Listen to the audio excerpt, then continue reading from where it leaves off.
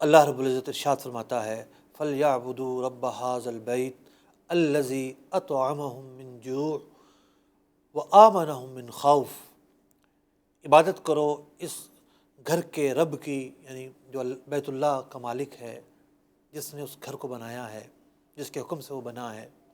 عبادت کرو اس پروردگار کی، اور فرمایا گیا الذی اطعمہم من جوع، کہ جس نے تمہیں بھوک سے محفوظ رکھا، جو غذائیں تمہیں دیتا ہے، وآمنہم من خوف، اور اللہ تعالیٰ ہی ہے جو خوف سے نجات عطا فرماتا ہے۔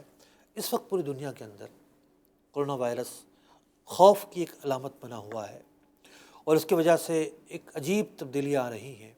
ایسی ایک تبدیلی عمرے کے تعلق سے واقع ہوئی، اور عمرہ تقریباً بند کر دیا گیا ہے۔ تا حکم ثانی اب کوئی عمرہ نہیں کر سکتا، یہاں تک کہ مکہ مکرمہ کا رہنے والا بھی شخص عمرہ نہیں کر سکتا۔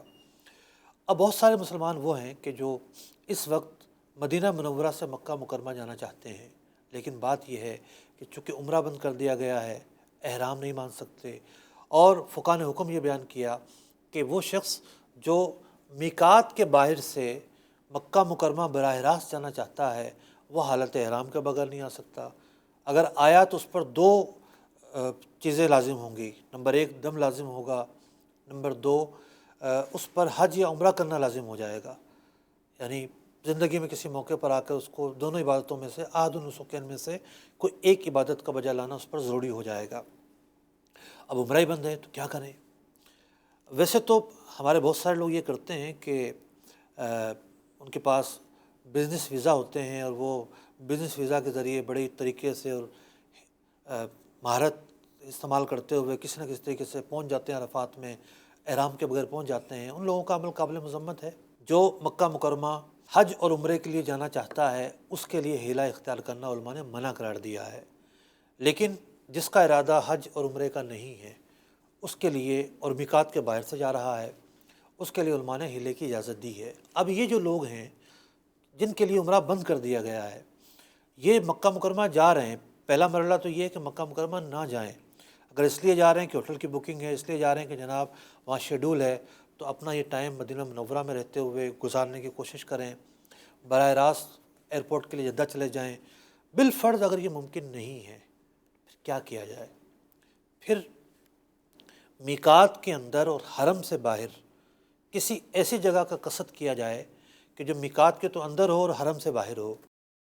اب ایسی جگہیں مسجد عائشہ بھی ویسے تو حرم سے باہر ہے اور میقات کے اندر ہے، لیکن مسجد عائشہ پہنچنے کے لیے حرم سے گزرنا پڑتا ہے، مدینہ منورہ سے آنے والا جب کوئی شخص آتا ہے تو اس سے پہلے ایک اور آبادی آتی ہے، اس آبادی کا نام ہے نواریہ۔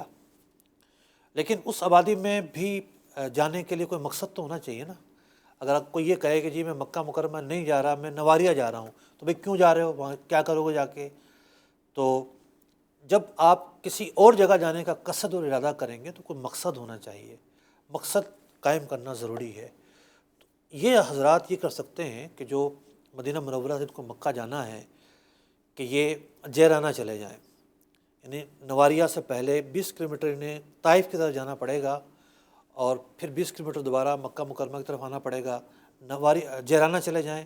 جیرانہ ایک زیارت کی جگہ ہے، نبی اکرم علیہ الصلوۃ والسلام وہاں تشریف فرما ہوئے، آپ صلی اللہ علیہ وسلم سے منسوب کنواں وہاں موجود ہے، شہدائے حنین کے مزارات وہاں موجود ہیں۔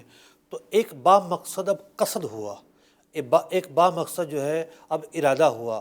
اس ارادے کو لے کر جب آپ جائیں گے تو وہاں کا جانا آپ کا قصد کہلائے گا، آپ کا سفر وہاں جانے کے لیے کہلائے گا۔ اب آپ براہ راست میقات کے باہر سے مکہ مکرمہ جانے والے نہیں کہلائیں گے۔ تو جب ایسا ہوگا تو اب آپ میقات کے باہر سے بغیر احرام کے جیرانہ آ جائیں، اور پھر جیرانہ میں آپ آ کر نفل نماز پڑھ لیں، زیارت کریں، شہدائے احد پر فاتحہ پڑھیں، اور پھر آپ اگلی منزل آپ کی مکہ مکرمہ ہو۔ اب چونکہ آپ میقات کے اندر آ چکے ہیں، ہلی ہو چکے ہیں، اب ہلی کوئی مکہ مکرمہ جاتا ہے اور عمرے کی نیت نہیں ہے تو اس کے لیے احرام باندھنا اب ضروری نہیں ہوگا۔ تو یہ ایک طریقہ ایسا ہے جس سے احرام باندھنے کی جو پابندی ہے اس سے آزادی مل جائے گی، اور وہ ضروری نہیں رہے گا۔ یہ بھی ممکن ہے یہ جدہ چلے جائیں، مدینہ منورہ سے آنے والے، وہاں کوئی بامقصد کام ہو، وہاں اس کام کی نیت سے جائیں، اور پھر یہ بغیر احرام کے مکہ مکرمہ چلے جائیں، یہ بھی ممکن ہے۔ لیکن جدہ کا جانا تھوڑا سا آؤٹ ہوتا ہے، گاڑیاں بعض اوقات وہاں جانے کے لیے راضی نہیں ہوتی۔ یہاں بھی جیرانہ میں مسائل ہوں گے، لیکن جیرانہ میں کمپرومائز ہو سکتا ہے، ڈرائیور جلدی تیار ہو جائے گا، اس کو اضافی معاوضہ بھی دے دیں، کیونکہ 20 کلومیٹر جانے کا اور پھر مکہ مکرمہ آگے بڑھنے کا بھی تقریباً 40 کلومیٹر کا فرق پڑ رہا ہے، اس کو مزید معاوضہ دے دیا جائے۔ اللہ تبارک و تعالیٰ آسانیاں عطا فرمائے، خوف دور فرمائے، آفات و بلیات دور فرمائے،